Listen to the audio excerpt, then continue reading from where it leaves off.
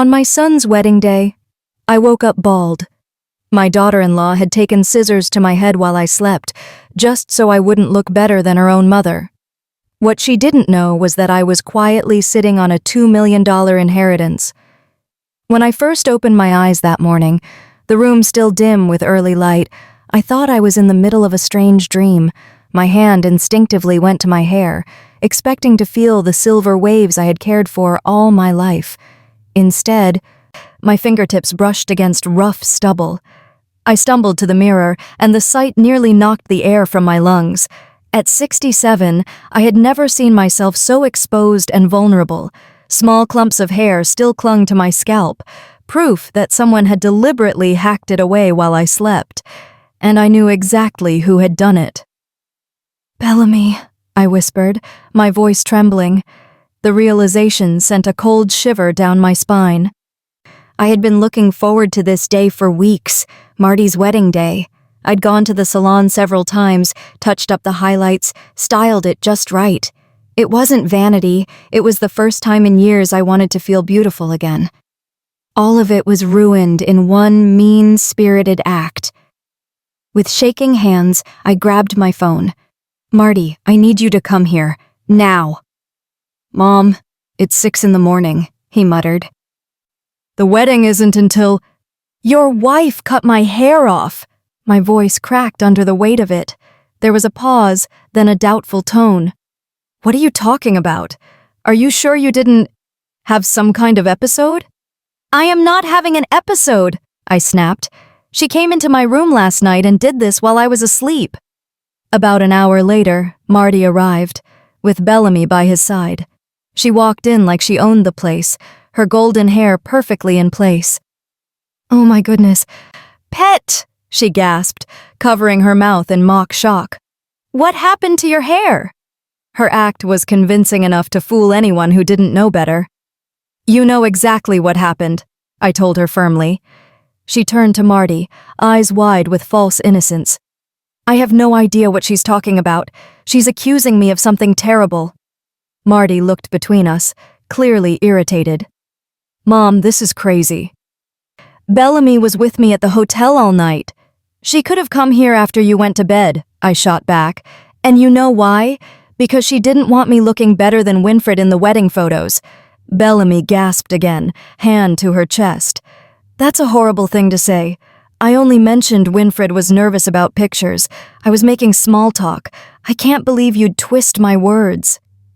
Marty pulled her closer, slipping an arm protectively around her. It was like a knife to my chest.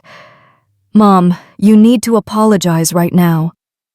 "Apologize?" The word came out as a whisper. "Marty, look at me." "Really, Marty? Look at me." He glanced at my bare scalp for only a second before looking away. "Maybe you should see a doctor. Hair loss can be a sign of stress."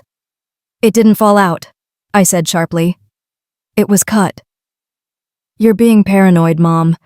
And honestly, it's embarrassing." Embarrassing. The word landed in my stomach like a heavy stone. My own son found my pain embarrassing. Bellamy stepped closer to him, her voice dripping with faux concern. "Maybe we should postpone the wedding. Give Pet some time to get help." "No." The answer burst from me before I could think. "Don't you dare postpone this wedding because of what you did to me." "What I allegedly did," she corrected smoothly, her smile never faltering. I stared at my son, searching his face for the boy who once climbed into my bed during thunderstorms. "You really believe her over me?" "I believe what makes sense, Mom. And this doesn't make sense." The silence that followed felt like something inside me had died. Standing there in my own kitchen, catching sight of my bald head reflected in the toaster, I understood that something had shifted permanently. I wasn't truly Marty's mother anymore, not in a way that mattered. I was an inconvenience, a problem to be handled. "I need to find something to cover my head," I said finally. Bellamy's smile brightened. "Oh, I saw a cute little wig shop downtown. Very affordable." Affordable. The word hung in the air like an insult, especially coming from a woman who spent more on hair treatments each month than most people did on groceries. When they left, Marty paused at the door. "Mom, please, don't make a scene today. This day isn't about you." I nodded, my voice locked in my throat. After the door closed, I sank into my favorite chair and let the tears come, hot, angry tears that had been waiting for 3 long years. This day wasn't about me. Apparently, no day was about me anymore. The cheap wig I bought itched terribly, but it was better than nothing. I'd driven to 3 different stores before finding one that didn't make me look like a Halloween prop. Even so, the synthetic auburn strands felt unnatural and painfully obvious under the chapel lights. I sat in the 3rd row, not the 1st, where the groom's mother should be, watching Wyfred command the front row. Her silver hair was perfectly styled, her navy dress tailored to perfection. She looked elegant, polished. Everything I had planned to be on this day before Bellamy's scissors changed everything. "Doesn't Wyfred look wonderful?" the woman next to me whispered. "So refined." I smiled and nodded, just like I'd been conditioned to do over the past 3 years. Always smile, always agree, never make waves. The truth was, this humiliation had been brewing since the moment Marty announced his engagement. I simply hadn't wanted to face it. I thought back to the first dinner where Bellamy introduced her parents. I'd spent 2 days cleaning my modest home until it gleamed, cooking Marty's favorite meal. But when they arrived, Wyfred had strolled through my living room as if she were touring a museum of poverty. "How quaint," she'd remarked, fingering my handmade curtains. "It's nice when people make do with what they have." Bellamy had laughed, a delicate tinkling sound that grated on my nerves. "Mom, not everyone can afford a decorator." And even then, Marty said nothing. He just sat there, eating my pot roast while his future in-laws quietly inventoried everything I didn't have. What they didn't know, what no one knew, burned inside me like a live coal. $2 million. That's what my sister Charlotte had left me when she passed away 2 years ago. Charlotte, who'd never married, never had children, and who built her fortune through smart investments and her accounting business. "Promise me you won't tell anyone right away," she'd whispered from her hospital bed. "Watch how they treat you when they think you have nothing. That's how you'll know who truly loves you." I had kept that promise, even when it meant swallowing Bellamy's insults, even when Marty started seeing me as a burden instead of his mother. The wedding march began, and I watched my son's expression transform as Bellamy walked down the aisle. He looked at her like she was everything good in the world, the same way he used to look at me when he was little, when I was his entire universe. After his father passed, it was just the 2 of us against everything. Marty was 8, confused, grieving, and angry, while I worked 3 jobs just to keep us going. Nights spent cleaning office buildings, weekends catering events, and daytime hours doing data entry while he was in school. Every spare dollar went toward his future, piano lessons, summer camps, a college fund. "You're the best mom in the world," he used to tell me as I crawled into bed exhausted at midnight, only to wake up 4 hours later to start again. But somewhere along the years, I stopped being the best mom. I became the mom who worked too much, who couldn't give him the flashy things other parents did, the one who arrived at school events still in a work uniform from whatever shift I'd just left. "She means well," I overheard him tell a friend once in high school. "She just doesn't really understand how things work." It hurt, but I told myself it was just typical teenage embarrassment. He'd grow out of it. He never did. Now, as I watched him pledge to love and cherish Bellamy, I wondered when exactly I'd lost him. Was it when I couldn't pay for the senior trip to Europe? When I asked him to work part-time to help with college expenses? When I chose practical gifts over expensive gadgets for Christmas? Or had I simply loved him too much, given too much, until I'd erased myself entirely? "The bride looks absolutely radiant," Wyfred announced in a voice loud enough for half the guests to hear. "We are so blessed to have such a perfect daughter." The pointed stress on perfect daughter didn't escape me, or anyone else. During the reception, I found myself pushed to a table in the back, seated with distant relatives and people I barely knew. Bellamy had arranged it, claiming I'd be more comfortable with people my own age. The people my age turned out to be kind enough. Margaret, Marty's third-grade teacher, remembered me well. "You never missed anything," she said warmly. "Rain or shine, you were always there cheering him on." "That was a long time ago," I replied, watching my son spin his new wife across the dance floor. "Not so long," she said. "I remember you working double shifts and still showing up to the science fair. That's real love." But I was starting to understand something. Real love didn't guarantee anything. It certainly didn't guarantee respect. When the speeches began, Marty showered Bellamy's parents with praise. He spoke of Wyfred's wisdom and kindness, how welcome they'd made him feel in their family. He complimented his new father-in-law's business advice and generosity. Not once, not in his entire speech, did he mention me. Not the woman who had raised him alone, sacrificed everything for his happiness, or sat here today in a cheap wig because his bride had destroyed the one small vanity I'd held on to. After the applause faded, I slipped away to the bathroom. The harsh fluorescent light made the wig look even more artificial. The woman staring back at me felt like a stranger, defeated, invisible, forgotten. But as I adjusted the wig, something else stared back at me from the mirror. Something I hadn't seen in years. Anger. Pure, sharp anger that sliced through the hurt. I had $2 million sitting quietly in a bank account no one knew about. I had options they couldn't begin to imagine, and for the first time in 3 years, I felt ready to use them. The question was no longer whether my family loved me. It was whether I was finally ready to stop begging them to. The moment came during the cake cutting. I was standing near the dessert table, trying to disappear into the background, when Bellamy's laughter rang out above the chatter. She was holding court near the head table, entertaining a circle of guests with what she clearly thought was a hilarious story. "Oh, you all should have seen her this morning," Bellamy was saying, her voice carrying that sharp, grating note that made my skin prickle. Marty's poor mother was convinced I'd snuck into her house in the middle of the night and cut off all her hair while she slept. The group burst into laughter. Someone even gasped. "She actually accused you? Seriously?" Bellamy placed a hand over her heart in mock hurt. "The poor thing is getting so paranoid.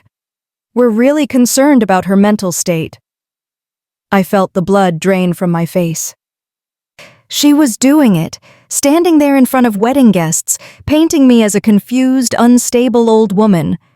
"Age can be cruel," Wyfred chimed in, shaking her flawlessly styled head. "Some people just don't know how to handle getting older with grace." "Exactly," Bellamy agreed, her voice dripping with false sympathy. "We've been trying to be patient, but it's becoming a real strain on Marty. He's too kind to say anything, but I can see how much stress her behavior is causing him." Margaret, who had been nearby, let out a soft gasp. "That's awful," she whispered. "How can she say such things?" But I stood frozen, listening to my son's new wife dismantle my reputation in front of people who had known me for years, people who'd seen me raise Marty, who knew the sacrifices I had made. And now they were hearing I was nothing more than a paranoid burden. "We've actually been talking about it," Bellamy went on, dropping her voice into a conspiratorial hush that somehow carried even further. "We think it might be time for Pet to consider assisted living, somewhere she can get proper care." Assisted living. The words hit like a slap. "That's probably for the best," someone replied. "My aunt went through the same thing, making wild accusations, forgetting things. It was so hard on the family." I could barely breathe. This woman was rewriting my life story in real time, turning me into a problem to be solved, a burden to be managed. And where was Marty during this public execution of my character? 20 feet away, laughing with his groomsmen, oblivious that his bride was dismantling his mother's dignity piece by piece. Margaret touched my arm. "Petty, are you okay? You look pale." Before I could speak, Bellamy's voice rang out. "Oh, there she is now! Petty!" She waved me over with a dazzling smile that didn't reach her eyes. "We were just talking about you." My legs felt like water as I walked toward them. The circle of faces turned to greet me, and I saw it immediately. The look. Pity, with just a hint of discomfort. The same look you give someone you think has lost touch with reality. "Bellamy was just telling us about your mourning," one of the women said softly. "How are you feeling, dear?" The tone was gentle, but it carried the same condescension you'd use for a confused child. People I had known for decades were now speaking to me as if I were fragile and broken. "I'm fine," I managed to say. "Of course you are," Bellamy replied smoothly, stepping closer to place her hand on my arm in a gesture that looked caring, but felt like a claim of ownership. "We're all here for you, pet. That's what family is for." Family. The word was bitter on my tongue. "Actually," Bellamy continued brightly, "Marty and I have been talking, and we think it's time you step back a little. Focus on yourself. Maybe retire from trying to manage everyone else's lives." The group murmured in agreement. Retire from managing everyone else's lives, as if I'd been some meddling, controlling mother-in-law instead of the woman who had raised her son single-handedly, asking for nothing but basic respect. "And what exactly are you suggesting?" I asked, forcing my voice to stay level. "Well," Bellamy said, scanning the group for support, "we think you should find your own path, your own hobbies. Maybe it's time to stop relying on Marty for your social life and emotional needs, depending on Marty." The accusation was so absurd, so completely upside down, that I nearly laughed. I hadn't relied on Marty for anything in years. If anything, he was the one calling me. When his car broke down, when he needed advice, when he and Bellamy had their inevitable arguments. "You think I depend on my son?" I asked, incredulous. "Oh, sweetie," Wyfred jumped in, her voice dripping with that syrupy, condescending sweetness that made my skin crawl. "It's very common for widowed mothers to become overly attached to their children. It's not your fault, but it isn't healthy either." Overly attached? To the child I had raised alone, to the boy I'd worked 3 jobs to feed, to the son who once told me I was his best friend. "Exactly," Bellamy added smoothly, clearly enjoying the momentum. "Marty needs space to build his own family now. It's not fair to burden him with constant drama and accusations." Burden. The word landed like a punch to the gut. After everything I had given up, every sacrifice I had made, I was now reduced to that. A burden, by a woman who had been in my son's life for barely 3 years. "I think there's been a misunderstanding," I said, my voice steadier now. "I have never accused anyone of anything that wasn't true." For just a fraction of a second, Bellamy's smile faltered. Then it was back. Brighter, sharper. "Of course, dear. But you have to understand how it sounded, how it made Marty feel to hear his new wife accused of something so bizarre." Bizarre? The word left my mouth louder than I intended, drawing a few glances from nearby guests. "Pet," Wyfred said firmly, "you're making a scene." Making a scene at my own son's wedding for defending myself against lies. I looked around at faces I'd known for decades and saw nothing but discomfort and pity. They believed her. Every carefully crafted lie they believed. "You're right," I said finally, keeping my voice even. "I think it is time for me to step back." Bellamy's smile spread, triumphant. "I'm so glad you understand. We all just want what's best for everyone." Best for everyone. Everyone except me. I excused myself and walked out to the parking lot, the cheap wig itching under the heavy, humid air.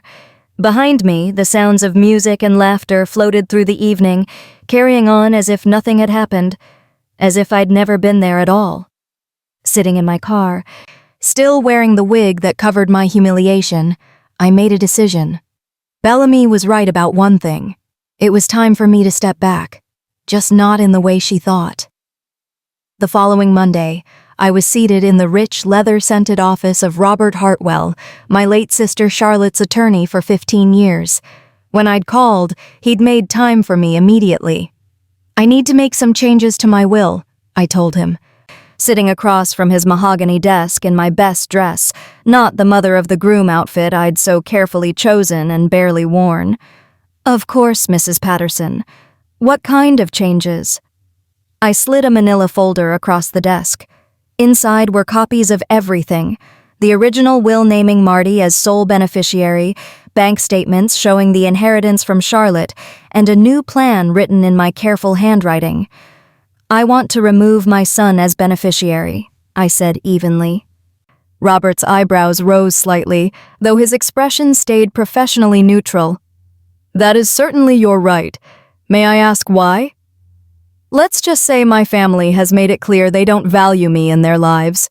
He nodded, jotting notes. "And who would you like as your new beneficiary?" I had spent 3 sleepless nights thinking about that answer. I want to set up a scholarship fund for single mothers pursuing nursing degrees. The irony wasn't lost on me. I had spent 12 years working as a nurse's aide, one of my 3 jobs while raising Marty. Honest, hard work. I had always regretted not being able to earn my RN.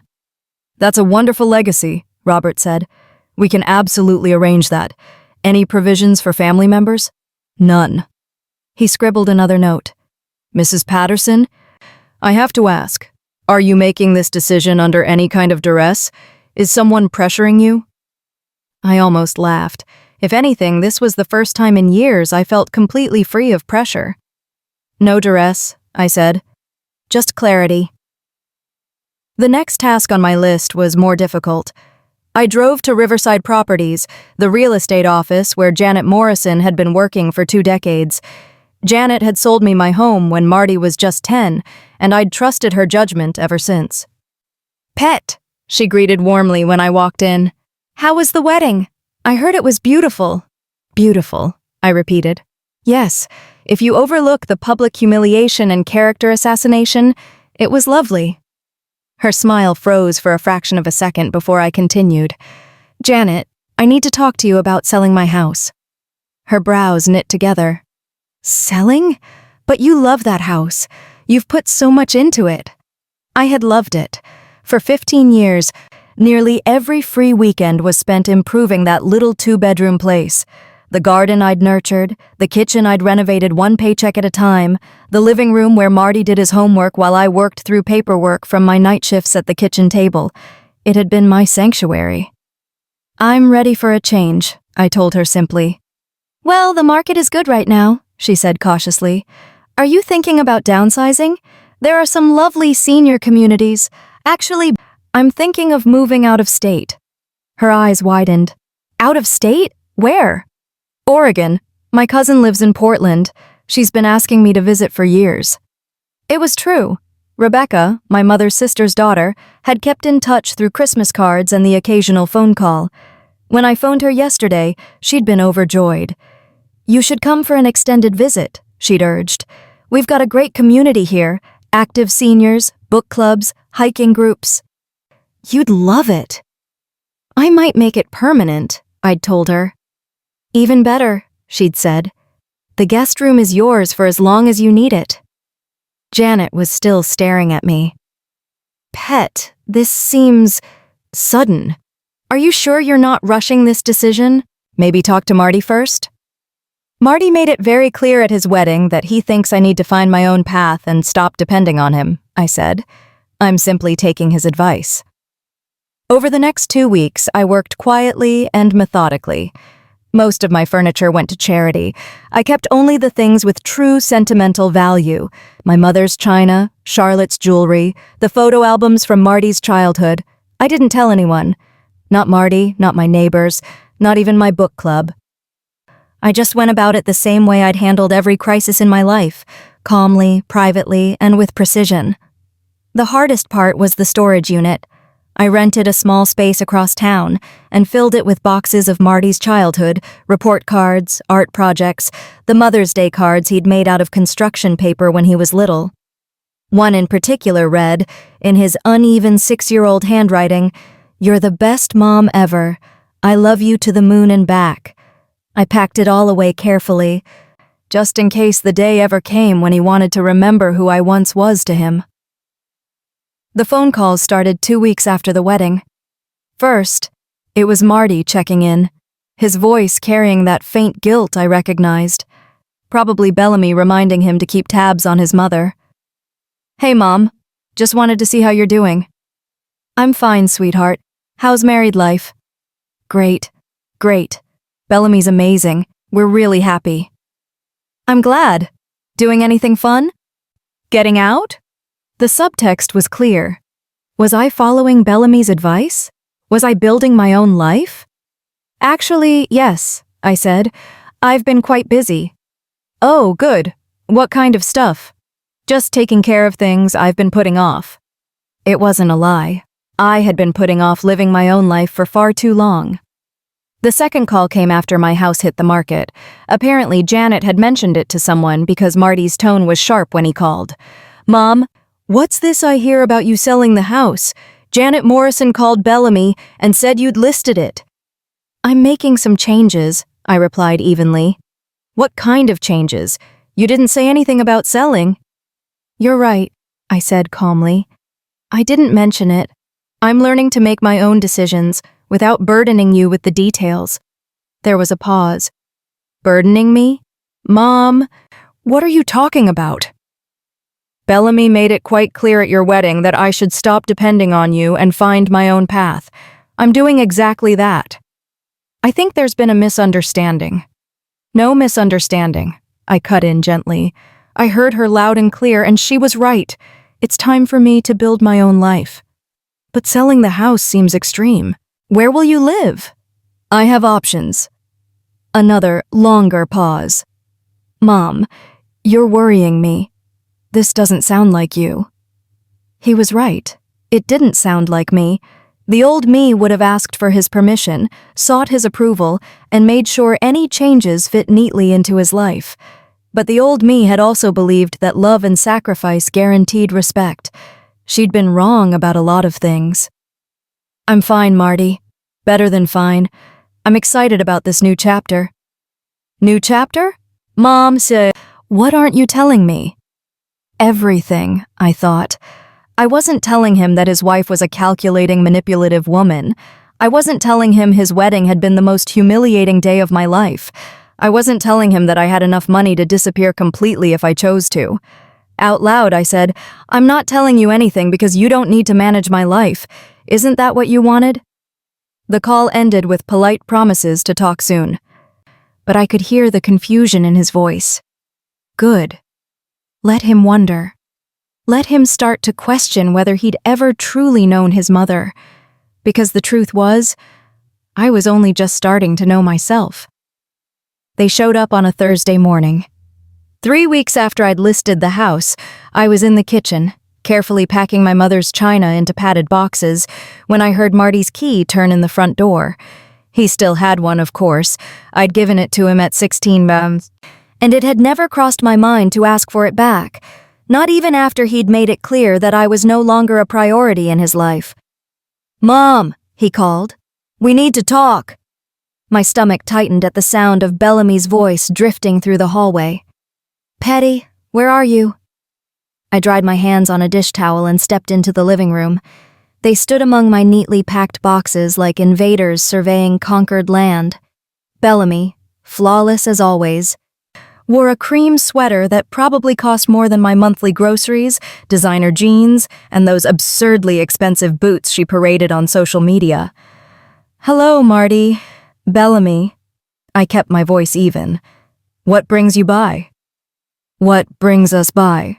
Marty gestured at the stacks of boxes. "Mom, this is insane. You can't just sell your house and vanish without talking to us." "I'm not vanishing. I'm moving." "Where?" Bellamy stepped closer, her voice coated in that syrupy concern that made my skin crawl. "We're worried about you, pet. This kind of impulsive behavior isn't like you." Impulsive, as though I hadn't spent the last 3 weeks planning every detail. "I'm moving to Portland, to be near my cousin Rebecca." Marty frowned. "Rebecca? I barely remember her." We've stayed in touch more than you realize. But why Portland? Bellamy asked. It's so far away. And with your episodes, don't you think you should stay close to family? Episodes. There it was again, that poisonous little word meant to paint me as unstable. I don't have episodes, Bellamy. Well, no, of course not, she said quickly, her tone falsely reassuring. I just meant, the confusion at the wedding, the accusations. Marty shifted uncomfortably. Mom, about that. About what? I cut in. About your wife cutting my hair? Or about her telling everyone at your reception that I was losing my mind? Bellamy's perfect makeup couldn't hide the brief flicker of panic in her eyes. I never said you were losing your mind, she insisted quickly. I was just concerned about you, that's all. You told a group of guests at the wedding that I needed to be in assisted living. That's not... She stopped herself, took a breath, and straightened her shoulders. I think you misunderstood the conversation. I understand perfectly. I walked over to the mantel and picked up a framed photo from Marty's college graduation. I understand that you see me as a problem to be handled, a burden to your marriage. That's not true, Marty said, but there was no conviction in his voice. Isn't it? Tell me, when was the last time you called me just to talk? Not because you needed something, not because Bellamy reminded you to check in on your poor, lonely mother, but because you actually wanted to hear my voice? His mouth opened, then closed. Exactly. I placed the photo in a box. You've made it clear that I'm no longer welcome in your life as anything more than an obligation. So, I'm removing that obligation. You're being dramatic, Bellamy cut in, her tone sharpening. We never said you weren't welcome. You told me to find my own path and stop depending on Marty. I'm doing exactly that. I meant you should find hobbies, she snapped, her composure starting to crack. Join a book club, take up gardening, make some friends your own age. I didn't mean you should run away to another state like a rebellious teenager. I'm 67 years old, Bellamy, I said, meeting her eyes. I don't need your permission to make decisions about my life. Marty stepped between us. Okay, let's all calm down. Mom, there's been a misunderstanding. We do want you to be part of our family. What family? The words came out sharper than I intended.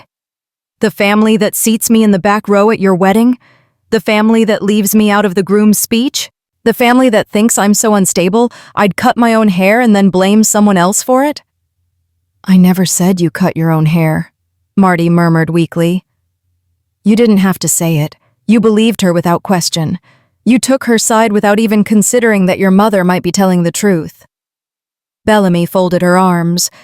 Because your story didn't make sense, pet. Why would I ever do something like that? Because you didn't want me looking better than your mother in the wedding photos. That's ridiculous. Is it? You told me yourself that Wyfred was nervous about looking old next to the groom's family.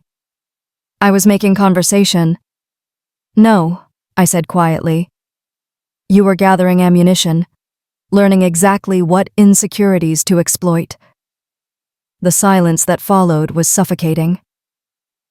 Marty's gaze flicked back and forth between us like he was watching a match he couldn't follow. His face had gone pale. This is exactly what I'm talking about, Bellamy finally said. These paranoid accusations. It's not healthy, pet. You know what's not healthy? I set the box down and faced her squarely. 35 years of putting my son's needs above my own, only to be treated like an embarrassment at his wedding. 35 years of working multiple jobs, giving up everything so he could have the opportunities I never had, only to be called a burden on his marriage. Mom, Marty said softly. 35 years of love and devotion, I continued, my voice rising, only to find that it means nothing compared to 3 years of manipulation from a woman who sees me as competition for her husband's attention. I don't see you as competition, Bellamy shot back, but her voice was too sharp, too defensive. Don't you? Then why did you have to destroy my appearance on your wedding day? Why did you have to humiliate me in front of people I've known for decades? Why did you need to make sure everyone saw me as the crazy mother-in-law instead of the woman who raised the man you claim to love? Bellamy's mask cracked completely now. Because you are the crazy mother-in-law. You're possessive, jealous, and you can't stand that Marty doesn't need you anymore. The truth, or at least her version of it, hung in the air between us like a live wire. There it is, I said quietly. Finally, the real Bellamy. Marty turned to his wife, his expression a mix of disbelief and hurt. Bellamy? What the hell? Oh, don't act shocked, she snapped. You complain about her constantly, how she calls too much, how she still treats you like you're 12, how she makes everything about herself. You didn't have to say all of it, she cut him off. Every time she annoys you, you come home and vent to me. You're just too much of a coward to tell her to her face. Something inside me broke then. Not my heart, that had been splintering for years, but something deeper. The final, fragile thread that connected me to the boy who once stood beside me against the world. I see, I said, my voice calm, almost detached. Marty's face softened. Mom, I didn't mean… Yes, you did. I picked up another box, noting with some surprise how steady my hands were. And you know what? You're right. I have been possessive. I have been jealous. Because for 35 years, you were the center of my world, and I couldn't accept that I wasn't the center of yours anymore. I looked at them both, my son, avoiding my gaze, and his wife, nearly trembling with the satisfaction of being right. But I accept it now, I continued. So here's what's going to happen. I'm moving to Portland next week. I'm starting over with people who actually want me in their lives, and you two can have your perfect little family without the inconvenience of me. Mom, please, Marty said. We can work this out. No, we can't, I told him. Because this isn't a misunderstanding, Marty. This is who you are now. And I finally understand that no amount of love from me is going to change it. I walked to the front door and opened it. I think you should leave. They stood there for a moment, neither moving, until Bellamy grabbed Marty's arm and pulled him toward the exit. Fine, she said, but don't expect us to come running when you realize you've made a mistake. When the door shut, I sank into the quiet. Surrounded by my packed boxes, I felt something I hadn't felt in years, relief. The mask had fallen, the worst had happened, and yet I was still breathing. For the first time in decades, I felt like I could breathe freely. 6 months later, I stood in my sunny kitchen in Portland, watching rain trace lazy lines across the glass while fresh coffee brewed. My hair had grown back, soft, silver, and cut exactly how I wanted. No one had touched it but my new hairdresser, Sarah, who never asked prying questions. Rebecca had been right about the community here. Within weeks, I'd joined a senior hiking group, a book club at the local cafe, and a volunteer program at the Children's Hospital. For the first time in my adult life, I was living for me. On the counter sat an unopened envelope, Marty's handwriting on the front. It had arrived yesterday, forwarded from my old address. His third attempt to reach me. The first two had been voicemails, confused, apologetic, tinged with hurt, that I'd listened to once and deleted. Before, I hadn't been ready. Today, maybe I was. Dear Mom, it began, in the handwriting I knew as well as my own. I've been trying to reach you for months. I know you're angry, and I know we hurt you. I'm writing because I need you to know Bellamy and I are having problems. I set the letter down and poured cream into my coffee. The real kind, the small luxuries I'd once denied myself when money was tight. Outside, Mrs. Chen from next door was tending her roses. She'd invited me for dinner tomorrow, simply because she enjoyed my company. I picked up the letter again. She's been different since you left, colder, more controlling. Yesterday she told me I had to choose between having a relationship with you and staying married to her. She said if I contacted you, she'd know I was choosing you over her. I almost smiled. Bellamy's mask was slipping for Marty too. I keep thinking about what she said that day at your house, about me complaining about you. The truth is, I did say those things. When I was frustrated or tired, I would vent to her about little annoyances in the moment, but I never meant for her to twist those private conversations into weapons against you. Too little, too late, I thought, but I kept reading. I've been thinking about when I was a kid, after Dad died. Do you remember the night I thought there was a monster under my bed?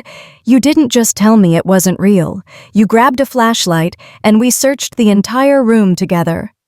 Then you made me monster spray out of water and lavender, and told me that as long as I had it, no monster could hurt me. I remembered.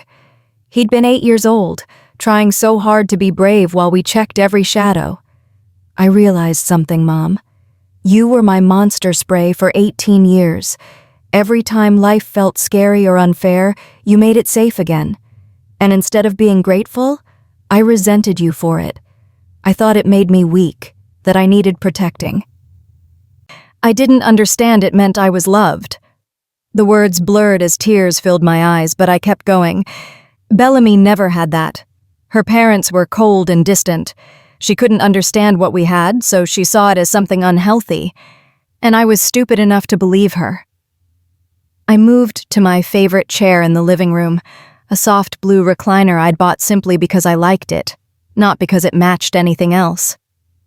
Outside, afternoon light was fading, and I could hear Rebecca humming in her garden. I miss you, Mom. Not just because things with Bellamy are falling apart, but because I finally understand what I lost when I chose to believe her over you. I lost the one person who loved me unconditionally, the one person who always saw the best in me, even when I didn't deserve it. The phone rang, breaking my focus. Rebecca's name appeared on the caller ID. Petty, dear, are you free for dinner tonight instead of tomorrow? My nephew's in from Seattle. He's a widower, about your age, loves to read. I smiled to myself. Rebecca had been trying to set me up with various eligible men since I'd moved here, convinced romance was the missing piece of my life. She didn't quite understand that after decades of existing for other people's needs, I was savoring the freedom of living for myself. That sounds lovely, I said, surprising even me. What time? After we hung up, I turned back to Marty's letter. I know I have no right to ask for your forgiveness. I know I don't deserve it. But I'm asking anyway, because I can't stand the thought of living the rest of my life without my mother. I folded the letter carefully, then walked to my desk. Pulling out a piece of cream stationery embossed with my new address, I began to write. Dear Marty, thank you for your letter. It means more than you know to hear you acknowledge the mistakes that were made. I paused, thinking about exactly how much I wanted to share. I need you to understand something. I didn't leave because I stopped loving you. I left because loving you was destroying me. For too many years, you were the center of my world, while I slowly disappeared into the background. That wasn't healthy for either of us. The words came easier than I expected. I've built a new life here. I have friends who value me, activities that bring me joy, and for the first time in decades, I'm living for myself. I won't give that up, not even for you. I considered mentioning the inheritance, the quiet safety net Charlotte had left me, but decided some truths could remain mine alone. If we rebuild our relationship, it will have to be on new terms. I won't be the mother who sacrifices everything for her child's happiness. I won't be the grandmother who's always on call, or the emergency contact who drops everything at a moment's notice. Outside, the rain had stopped, and the evening light bathed everything in gold. But if you want a mother who's found her own strength, who can give love without losing herself in the process, then maybe we can find a way forward. I sealed the envelope and set it next to my purse, ready to mail in the morning. Then I went to get ready for dinner with Rebecca and her nephew. At the restaurant, I found myself across from David, a retired teacher with warm eyes and an easy laugh. He shared funny stories about his students, asked thoughtful questions about my move to Portland, and never once made me feel like I had to defend my choices. Rebecca tells me you're quite the hiker, he said as dessert arrived. "I've been looking for someone to tackle some of the tougher trails with. Most of my friends think I'm too old for adventure." "I'd like that," I replied, and I meant it. I'm just starting to realize I'm braver than I thought. Walking home later, a lightness settled over me, one I hadn't felt since my youth. The weight of expectations, demands, and disappointments that had been piled on my shoulders for decades, gone. My phone buzzed. For a moment, I thought it might be Marty, but it was Sarah from the hiking group. "Trail conditions are perfect for tomorrow's hike. Can't wait to see you there." I typed back immediately, "Wouldn't miss it for the world." And I meant it. This world I'd built, this life I'd claimed, I wouldn't miss a moment of it. Back in my quiet home, I made a cup of tea and settled into my blue recliner, gazing at the city lights. Somewhere far away, Marty might soon be reading my letter, trying to reconcile the woman I had become with the mother he thought he knew. I hoped he would understand one day. I hoped he'd find the strength to shape a life based on his own choices, not someone else's control. But whether he did or not, I would be fine. For the first time in my life, I was enough for myself, and that, I realized, was the most powerful discovery of all. Now I'm curious about you. Yes, you, listening to my story. What would you have done in my place, Sean? Have you ever lived through something like this? Share it in the comments. And as we wrap up, I'm leaving 2 more stories on the screen, ones that our viewers have loved, and I promise they'll surprise you. Thank you for staying with me until the end.